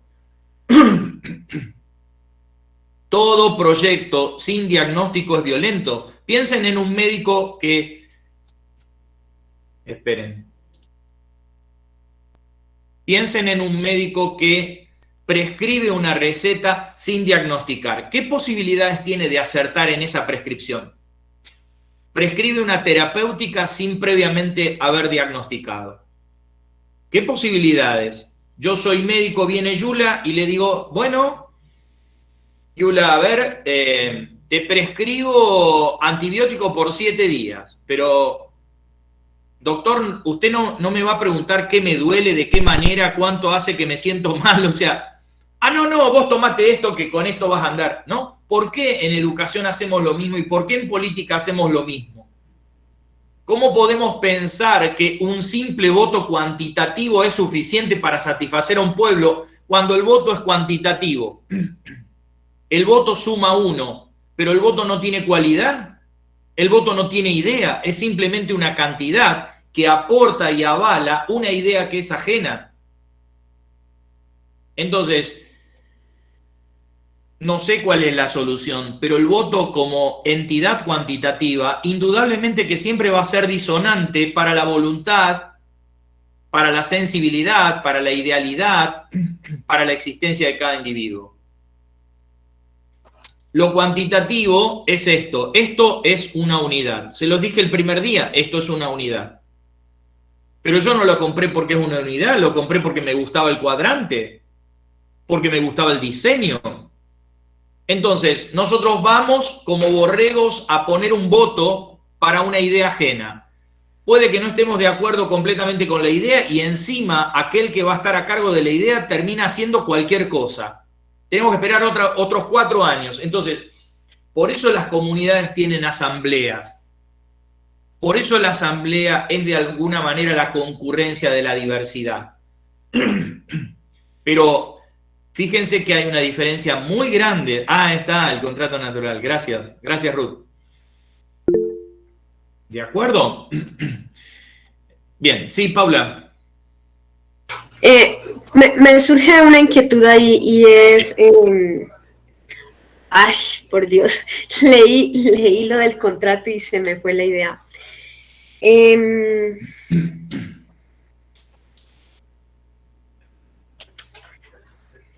No, se me fue. No importa, seguro la vas a recuperar. Bueno, estaba pensando en, ya, ahora sí sé que, perdón, profe. Bien. También es interesante cuando hablamos de la escuela como proveedora de conocimiento que moviliza los significados, pues en esto que yo les compartía, también veía interesante todos los conocimientos que no estaban implícitamente adscritos a la escuela, que fueron capitalizados. Claro. Y lo mismo, cómo yo empiezo a relacionar esto con la escuela o por lo menos con lo que se pretende enseñar en la escuela, porque de alguna manera la experiencia mía, que fue muy particular, yo creo que por el contexto de vulnerabilidad, era de que estos niños realmente eran muy aventajados en sobrevivir, muy aventajados en sobrevivir. Por eso al inicio, claro, en la primera sesión les hablaba de que ellos renunciaron a la funcionalidad de la escuela. Ellos decían, no me sirve la escuela. Vienen porque era como un espacio de donde eran muy valorados. Algunos decían literal, aquí tengo al menos un desayuno, un refrigerio, puedo jugar en paz. Pero tenían una cantidad de conocimientos que no estaban adscritos a la escuela, como este niño que elabora esto de jornada laboral a las 3 de la madrugada, aprende cómo debe pelar un pollo y entregarlo bien para que le paguen. Entonces, así habían otros niños que tenían otras elaboraciones. Claro. Entonces, también es interesante como esa otra cantidad de conocimientos que se quedan, esa otra educación invisible, que de una manera, pues, es como un desafío generar puentes, ¿no? Desde la escuela como la tenemos ahora. Eso quería apuntar, profe. Está bien. La clave no está en pasarle una idea, en formatearle al niño bajo una idea, porque probablemente el niño también pase a tener digamos, un conocimiento que el mismo docente no sea capaz de ver o de tener. También eso es ubicarse en otro lugar. Creo que el docente que más potencial tiene, es aquel que habilita el crecimiento y la creatividad justamente del educando. No solo aquel que lo formatea. Una forma hay que dar, por supuesto, indudablemente que la instrucción genera estructura y que sin estructura nada se puede crear. Por supuesto, eso lo sabemos. Hay que saber matemáticas para poder inventar matemáticas. Hay que saber biología para poder inventar biología. De la nada, en ese sentido, nada surge. Pero también escribir con minúsculas, ¿no? No escribir ciertas cosas con mayúsculas que sean de alguna manera extrahumanas, tan extrahumanas y suprahumanas que el hombre se tenga que subordinar a esa idea. Piensen cómo muchísima gente ha encontrado nichos en este mundo que nos toca globalizado y cómo muchos jóvenes sin una instrucción académica están transitando propuestas tanto artísticas como tecnológicas o cognitivas y cómo se han multiplicado las oportunidades. Nosotros estamos pegados todavía a una educación tradicional, pero hoy día existe Netflix, existe canal de YouTube, existe Instagram, existe TikTok, digamos, y son todas, de alguna manera, construcciones que multiplicaron el mundo, que lo ampliaron en un sentido. Nosotros los miramos con extrañeza, pero, pues bien, entonces somos nosotros los que también nos tenemos que animar a ser fecundados por esa horizontalidad y esa diversidad del niño. Si al niño lo consideramos simplemente como un educando, como alguien que tiene que ser educado, completamente precarizado, al quien le vamos a instruir y formatear de una determinada manera, es probable que cuando ese niño salga como egresado, el mundo ya le haya cambiado, ¿no? Es como si yo dijera que fabrico a alguien como pedrero y en un momento determinado se fabrica con plásticos y entonces el niño dice, bueno, ¿y ahora qué hago? Me formaron para algo que ya no existe, ¿no? El vértigo con el que va cambiando el mundo, la dinámica que el mundo tiene, hace que hoy día, tengamos que generar estructuras, pero que sean habilitantes, que no sean cancelatorias. Sí, por favor. Todo lo que sea violencia es destituyente. A ver, hay algo que no es negociable, que es la existencia. La existencia, la palabra existere en latín significa salirse de sí mismo. Un ser existe. De hecho, Sartre hace la distinción entre existir y ser. Dice, las cosas son, pero solo el hombre existe. Yo creo que también las cosas existen, pero está queriendo decir que el hombre reclama, digamos, este estado de apertura y este estado de dinámico de salirse de sí mismo hacia un mundo que no es él, ¿no? De fondo es interesante saber qué conocimientos están creando, qué significados y para qué. Sí, vuelvo a la palabra diagnóstico, ¿no? Es muy importante saber qué es lo que estamos actuando. Recuerden ustedes un texto, si han leído filosofía, cuando Sócrates entra en crisis, se dirige a Delfos, al templo de Apolo, y en el pórtico decía, conócete a ti mismo, como el principio de todo, conócete a ti mismo, ¿no? Sé quién eres, sabe quién eres, qué es lo que haces, de qué manera, cuáles son tus valores, de dónde vienes. O sea, el conocimiento de uno mismo es liberador. Es liberador. Bien. Bueno, no crean que no hemos estado hablando de epistemología, más allá de que los temas tuvieron que ver con cosas que nos tocan y que nos afectan. La epistemología está de manera invisible pero directriz. Acuérdense, este monoperspectivismo es muy típico de la modernidad, pero la modernidad a nosotros nos toca a través de un montón de líneas epistémicas bastante más cercanas, como por ejemplo el positivismo. El positivismo redujo, es una filosofía de... Yo diría que ni siquiera es una filosofía, el positivismo claramente es una epistemología, o sea, es una caracterización del conocimiento científico, y el positivismo tiene una posición reductiva en relación al conocimiento. Dice, bueno, no solo reduce todo el conocimiento al conocimiento científico, sino lo reduce, por lo menos lo remite a él, es decir, de todos los conocimientos, el más adecuado es el conocimiento científico, sino que además hace una segunda reducción. ¿Vieron que los franceses reducen el vino? Bueno, acá hay una doble reducción. Reduce la totalidad de los conocimientos o remite la totalidad de los conocimientos al conocimiento científico y por el otro lado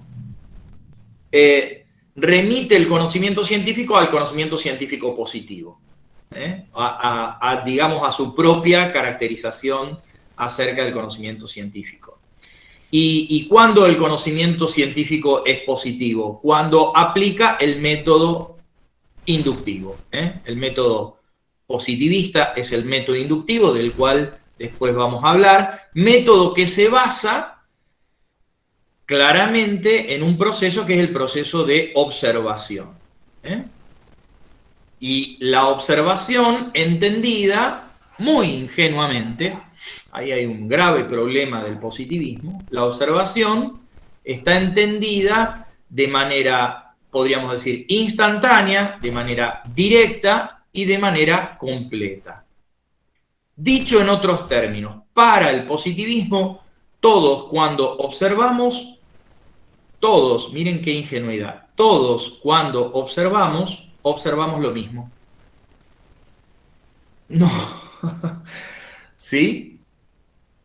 Claro, por eso queremos corregir al niño, porque el niño observa lo que nosotros no observamos. Entonces al niño le decimos, no, esto no es así. Esto, ¿sí? Esa idea de todo el tiempo corregir, es decir, esa idea de corregir tiene que ver con lo correcto es según la regla, justamente, ¿no? Y la regla es ese monoperspectivismo. Entonces lo vamos corriendo hacia la interpretación que está ya disciplinada. ¿Sí? ¿Se entiende? Llevamos al niño a que el niño entre en la mirada teórica que nosotros tenemos. ¿Sí? Decimos entonces, el niño dice que esto es para hacer un origami y nosotros lo corregimos, le decimos, no, esto es algo rectangular. El niño dice, claro, no, esto claro es para hacer un origami, ¿sí? Es algo blanco, habíamos dicho es pasta de celulosa, es algo liviano, es algo suave.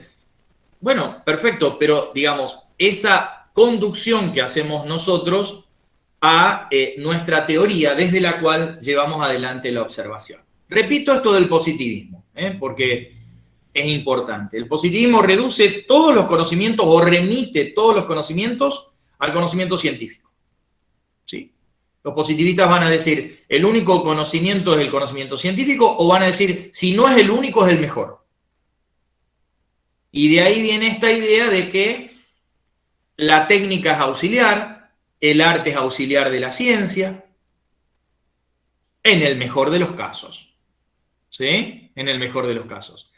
¿Cómo se replica esto en la educación? Bueno, piensen que en la Argentina, por ejemplo, está el maestro de grado, que es maestro de ciencias, o de lengua, entonces el maestro de matemática, o el maestro de la lengua, ¿sí? También científicamente planteada, está el maestro de sociales, el maestro de naturales, y los docentes auxiliares. ¿Cuáles son los docentes auxiliares? El docente de tecnología, el de música, el de plástica, y el de educación física. Son auxiliares.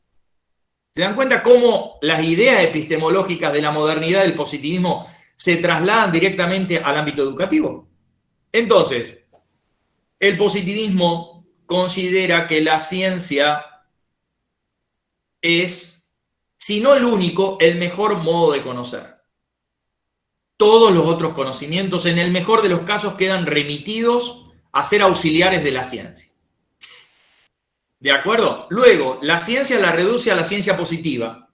La ciencia positiva al método inductivo. El método inductivo a la observación y la observación a un acto instantáneo en el cual yo comprendo la cosa absolutamente, en una especie de acople. El hombre se adecua observacionalmente a la cosa. Y como el hombre se adecua observacionalmente a la cosa, ese conocimiento es un conocimiento objetivo. Se adecua observacionalmente a la cosa.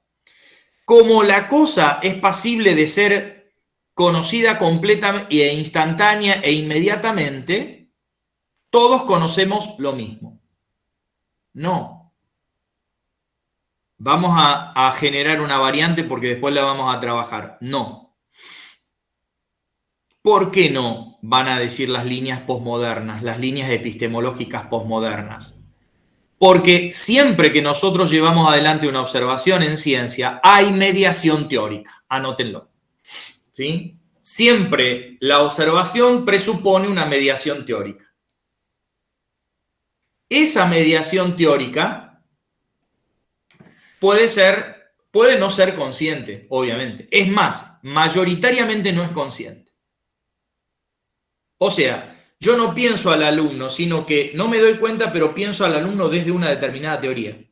Yo no pienso en la educación, pienso en la educación desde una determinada teoría.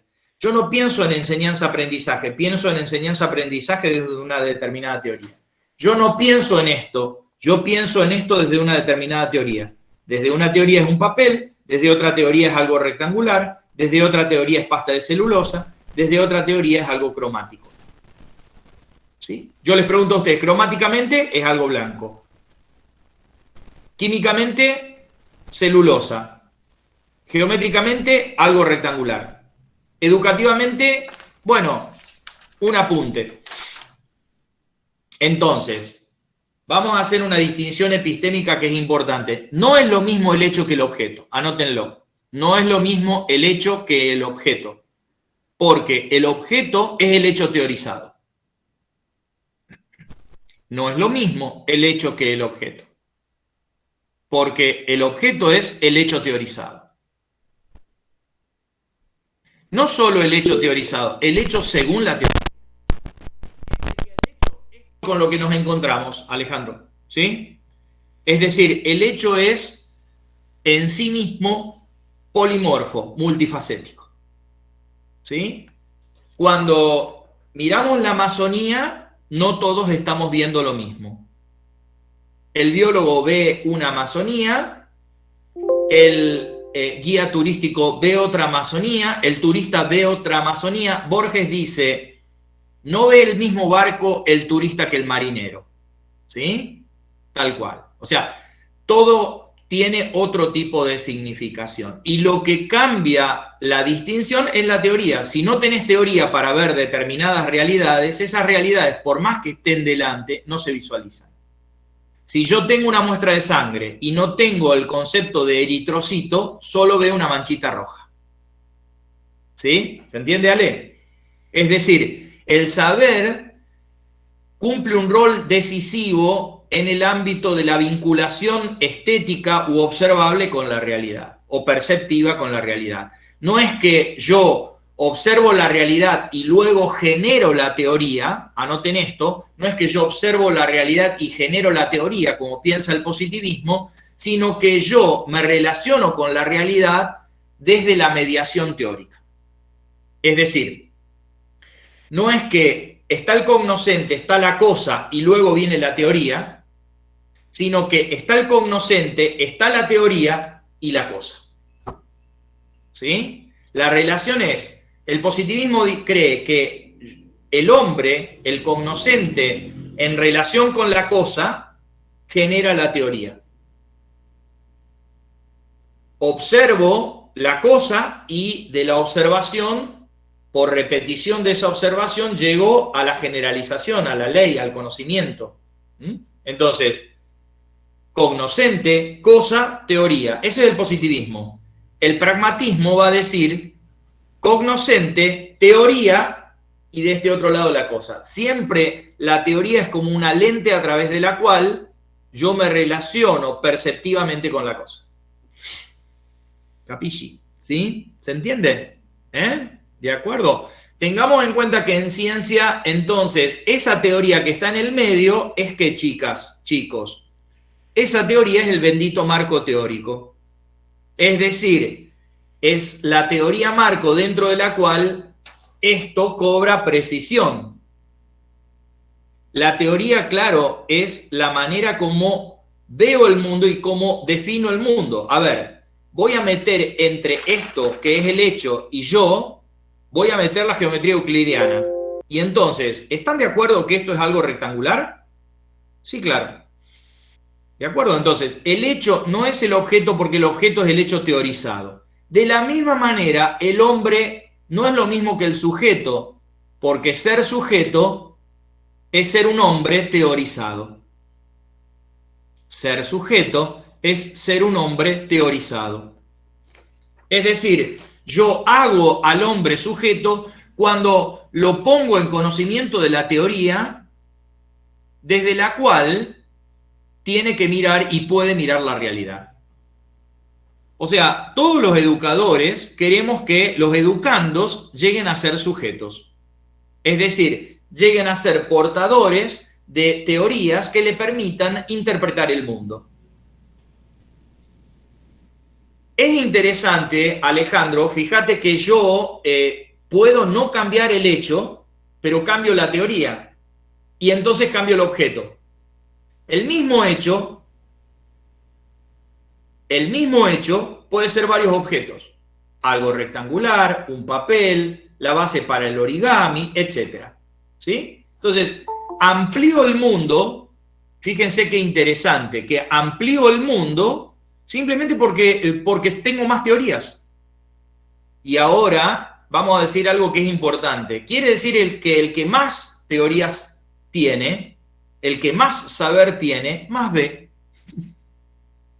¿Sí? El que más, ¿sí? ¿Se dan cuenta? Por eso es que yo le decía que la simplicidad tiene que ver con haberse complejizado de alguna manera en las líneas del saber y entonces tener más permiso de ver la realidad en su modo crudo, ¿no? La simplicidad es fruto de una conquista, no el punto de salida natural del ser humano. Más allá de todo lo que esos abuelos, al niño de Paula, al alumno de Paula, más allá de todo lo que sus abuelos no le han podido proveer, no le pudieron proveer soluciones, pero evidentemente él de algún lugar extrajo las líneas teóricas que le permitieron poner el cuerpo dentro y habilitarse un mundo completamente distinto. De algún lado, él extrajo en el mercado de la vida, en el mercado teórico de la vida, de algún lado, él extrajo esas líneas, no todas completamente, a lo mejor extrajo algunas y el resto las combinó, pero él decodificó las líneas teóricas del mundo. Los abuelos no le pudieron proveer cosas, pero le proveyeron a lo mejor un montón de líneas que él usufructuó. ¿Sí? Que él usufructuó. Él las combinó, a lo mejor lo sacó de los maestros, de un compañero. Él hizo como la comida peruana, ¿sí? Sacó de aquí, de allá, no le importó de dónde viniera, pero él utilizó toda esa información teórica en beneficio propio. ¿Se dan cuenta? Indudablemente que hay una situación que es apremiante, eso es otro de los aspectos importantes. Por eso es que yo siempre digo, un problema no es suficiente para generar conocimiento, el problema tiene que ser algo inquietante. Él quería salir de una situación corporalmente inquietante y por eso, eso que le resultaba incómodo o doloroso fue movilizante para que él se ponga a pensar, haga la combinación teórica que necesitaba y encontrara una solución a su vida. La inteligencia no tiene una base genética como pensaría el positivismo. La inteligencia es un músculo que se desarrolla. Y también se desarrolla por apremio. O sea, te pones a pensar porque estás incómodo. No te pones a pensar porque todo lo solucionas con la billetera. Por eso, los países ricos, ¿cuál es el ciudadano medio de Estados Unidos? ¿Quién podría artísticamente representar al ciudadano medio de Estados Unidos? Se los voy a decir. Homero Simpson. Homero Simpson. Homero Simpson, claro. ¿Y cómo se maneja él? Todo el tiempo lo hacen correr hacia un lado, hacia el otro. ¿Por qué? La confortabilidad, digamos, a veces que genera un país sin problemas o con extremas soluciones, es altamente cautivante y fuertemente dominadora. No les quepa la menor duda. ¿Sí? No les quepa la menor duda. Entonces, ¿por qué nosotros los sudamericanos somos tan inteligentes? Yo siempre digo, no por una cuestión genética. Somos los sudamericanos inteligentes porque el que no fue inteligente, como fue el alumno de Paula, se murió. Claro, es que es así, es así. Nosotros tenemos una selección natural, todos ustedes son gente inteligente porque verdaderamente, es decir, porque son los sobrevivientes, acredita que son inteligentes porque son sobrevivientes. Solo alguien que intelige, que entiende y que decodifica consecuentemente las lógicas del mundo puede sobrevivir. Lo mismo le pasa a un animal. Un animal que no entiende el ambiente desaparece. Entonces, si ustedes son sobrevivientes, eso acredita que son inteligentes. ¿Y qué es ser inteligente? Es tener la aptitud para decodificar, para encontrar el logos oculto en todo lo que aparece. De una u otra manera se las arreglan. Jonathan decía, y bueno, yo ya sé, salgo y voy con esta determinada estrategia, sé lo que tengo que hacer, no voy a perder la vida por un auto, ¿no? De repente pones un alemán en esa condición, el alemán defiende el auto, desaparece. ¿Se dan cuenta? Entonces, tenemos aptitudes que pueden ser usufructuadas en mundos que realmente están funcionando, pero nosotros todo el tiempo tenemos que estar interpretando bajo qué condiciones se mueve lo que se mueve. ¿Cuál es la realidad oculta, el logos oculto que dirige el comportamiento de esos hombres? Tenemos que entender el mundo para poder sobrevivir a ese mundo dentro del cual estamos. Gracias a entenderlo podemos sobrevivir. Por eso también cuando viajamos a otro país nos estresamos tanto, porque ¿qué es lo que no manejamos? El logos de ese mundo.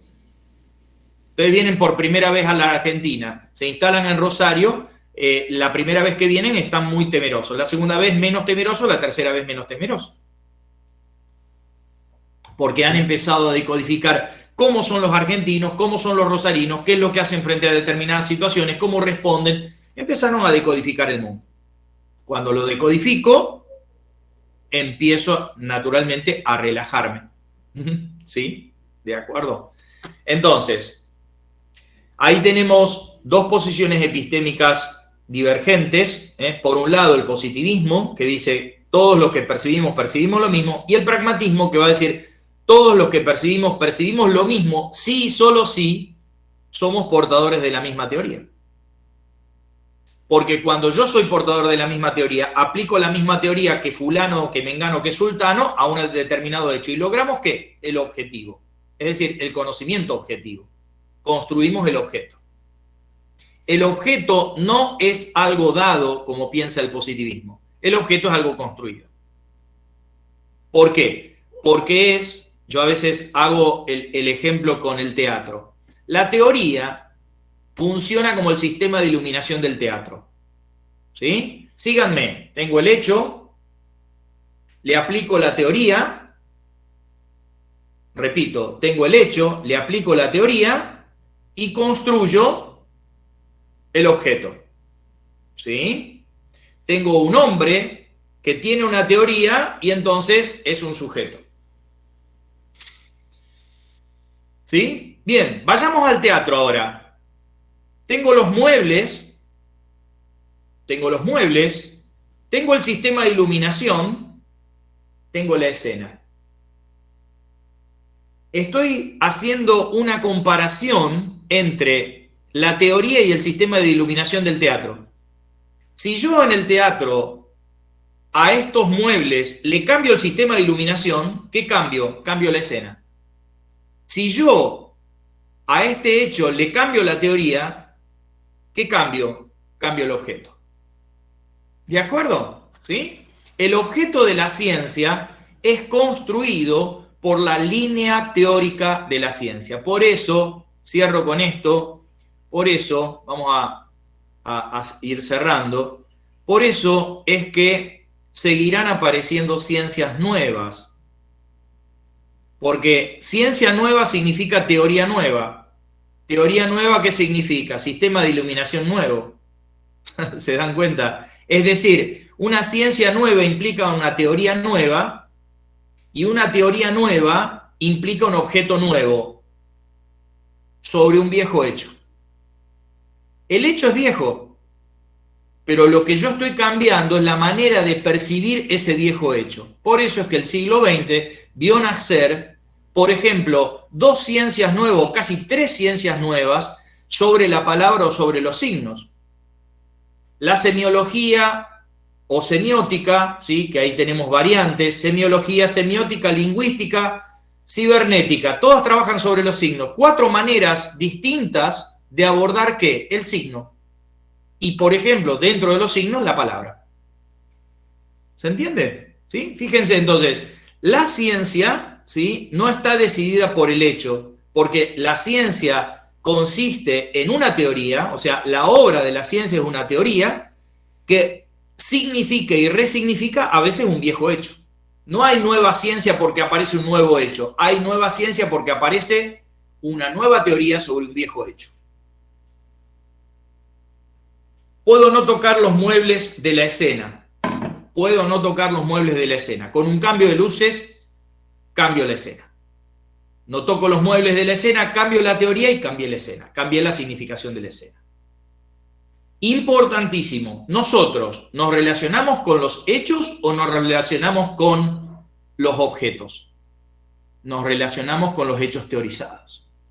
Por eso es tan importante hacer una diagnosis de las teorías desde las cuales interpretamos los hechos.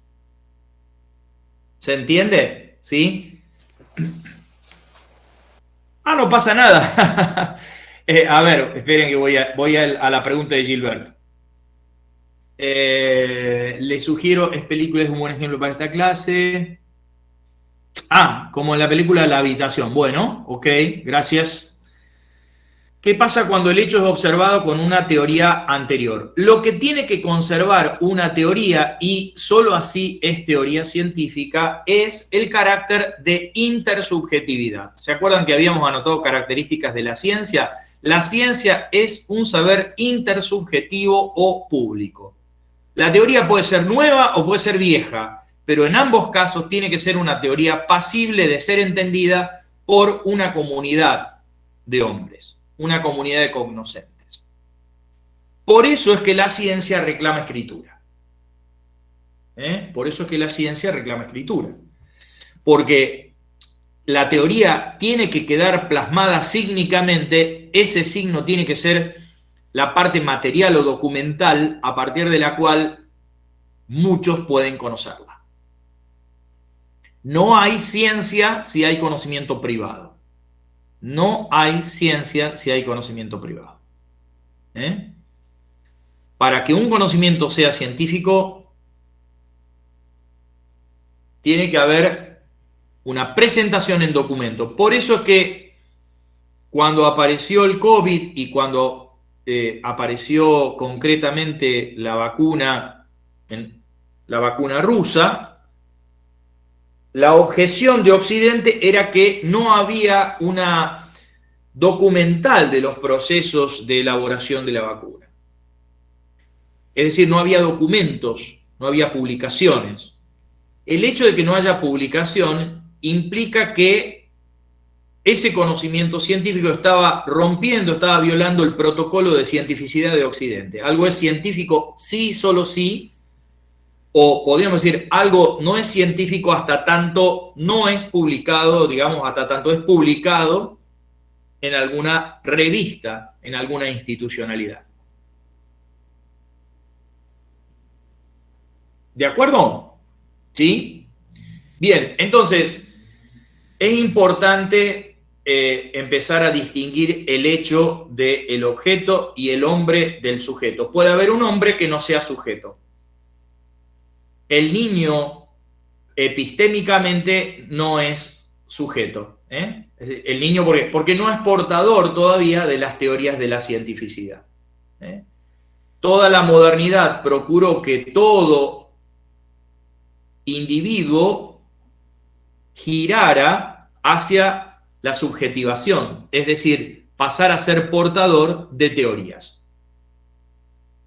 La mujer, el niño, el salvaje, originariamente estuvieron del otro lado porque en Occidente los portadores de teoría eran europeos, varones, adultos y científicos.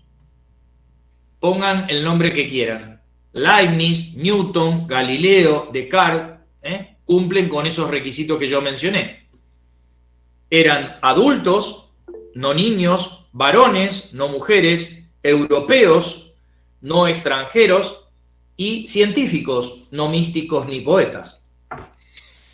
¿Sí? Fíjense, entonces, cómo esa caracterización de identidad o esa definición de cientificidad resultaba incluyente-excluyente. En una columna los varones, en otra columna las mujeres, en una columna los adultos, en otra columna los niños. Y como vuelve a cumplirse la polaridad y la jerarquía, el niño tiene que hacerse adulto, la mujer tiene que masculinizarse en un sentido. Para poder entrar, tiene que masculinizarse. El extranjero tiene que europeizarse. Y el vulgo, ¿sí?, tiene que cientificizarse.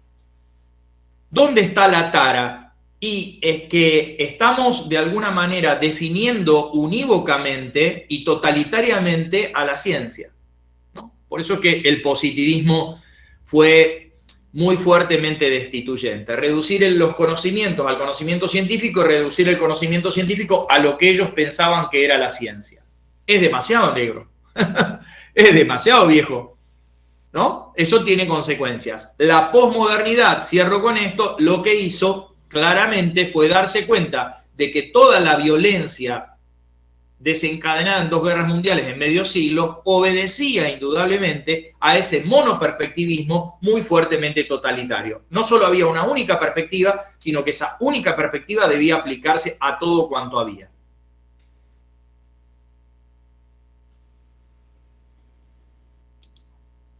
Y entonces se da la lucha de una columna respecto de la otra. ¿Qué pasa cuando el hecho de... eso ya está. Un hombre teorizado es un hombre sobre el cual emitimos juicios.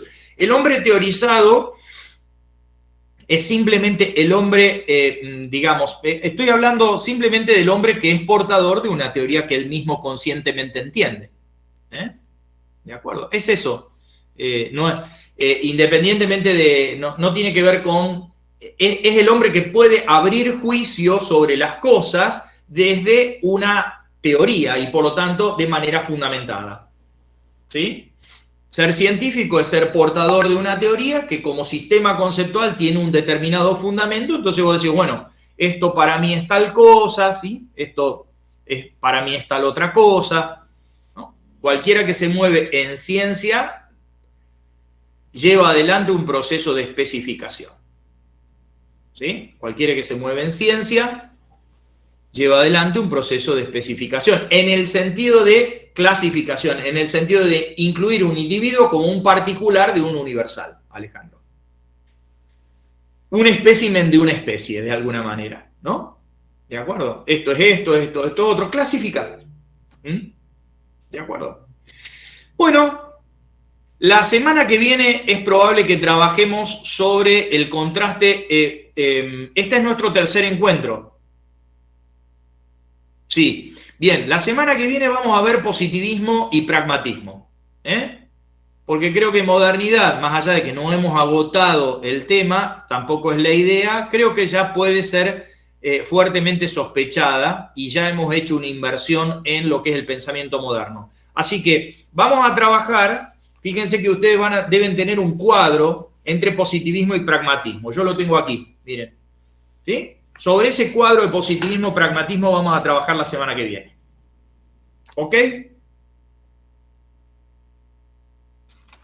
Vale.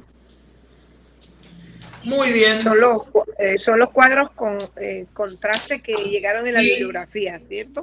Son los cuadros de contrastación, exactamente. Ok, gracias. Ok. Bueno, que tengan buen fin de semana. Gracias, profe, igual. Muchas gracias. Muchas gracias, profe. Hasta luego. Muchas gracias a todos. Hasta luego. Cuídense. Gracias.